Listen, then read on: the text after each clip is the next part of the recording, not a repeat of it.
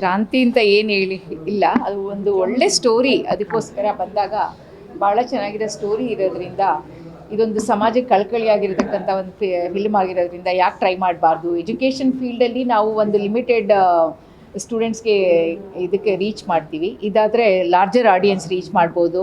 ಮತ್ತು ನಮ್ಮ ಸಮಾಜದಲ್ಲಿ ಆಗ್ತಿರತಕ್ಕಂಥ ಒಂದು ಇಂಡಸ್ಟ್ರೀಸ್ನ ನಾವು ಯಾವ ರೀತಿ ಒಂದು ಎಜುಕೇಷನ್ ಮುಖಾಂತರ ಸರಿ ಮಾಡ್ಬೋದು ಅಂತ ಒಂದು ಮೆಸೇಜ್ ಕೊಡ್ತಾ ಇದ್ದೀವಿ. ಇದರಿಂದ ಎಲ್ಲರೂ ಎಷ್ಟು ಜನಕ್ಕೆ ಇಷ್ಟ ಆಗುತ್ತೆ, ಯಾವ ರೀತಿ ಇದನ್ನು ತಗೊಳ್ತಾರೆ ಅಂತ ಇವ್ರಿಗೆ ಬಿಟ್ಟಿದ್ದು, ಆಡಿಯನ್ಸಿಗೆ ಬಿಟ್ಟಿದ್ದು.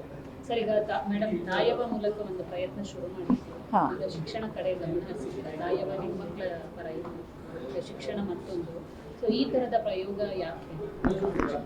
ನನಗೆ ಮುಂಚೆಯಿಂದನೂ, ನಾನು ಚಿಕ್ಕವಳಾಗಿದ್ದರಿಂದನೂ ತುಂಬಾ ನನಗೆ ಆರ್ಟ್ ಮೂವೀಸ್ ಅಂದರೆ ಇಷ್ಟ. ನಾನು ಒಂದೊಂದು ಸರಿ ಬೇರೆ ಕಮರ್ಷಿಯಲ್ ಮೂವಿ ನೋಡಬೇಕು ಅಂತಂದರೂ ಕೂಡ ಜಾಸ್ತಿ ಚಾಯ್ಸ್ ಮಾಡಿದ್ರೆ ನಾನು ಇದನ್ನೇ ನೋಡ್ತಾ ಇದ್ದೆ. ಆಗಿನ ಕಾಲದಲ್ಲಿ ಚೋಮನ ದುಡಿ ಆ ಟೈಪ್ ಒಂದು ಅದೆಲ್ಲ ಬರ್ತಿತ್ತಲ್ಲ, ಅದೆಲ್ಲ ಭಾರಿ ಇಷ್ಟ ಆಯಿತು ನನಗೆ.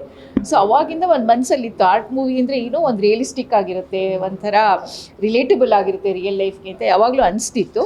ಇದೊಂದು ಯಾವ ರೀತಿ ಅದೊಂದು ಕ್ಲಿಕ್ ಆಯಿತೋ ಏನೋ ನನಗೆ. ಆಮೇಲೆ ನಾಟ್ ಬ್ಯಾಡ್, ನಾನು ಅಂದ್ಕೊಂಡಿದ್ದಕ್ಕೆ ಒಂದು ರಿಯಾಲಿಟಿ ಸಿಕ್ಕಿದೆ ಅಂತ ಯೋಚನೆ. ಎಜುಕೇಷನ್ ಫೀಲ್ಡಲ್ಲಿ ಇರೋದು, ಸೊ ಎಜುಕೇಷನ್ ಸಂಬಂಧಪಟ್ಟಂಥ ಸಿನಿಮಾ ಅಂತಿದ್ದೀರಾ. ಸೊ ಎಜುಕೇಷನ್ ಮಿನಿಸ್ಟರ್ ಆಗಿರ್ಬೋದು, ಅವರಿಗೆ ತೋರಿಸುವಂಥ ಪ್ರಯತ್ನ ಏನಾದರೂ ನಡೆಯುತ್ತಾ?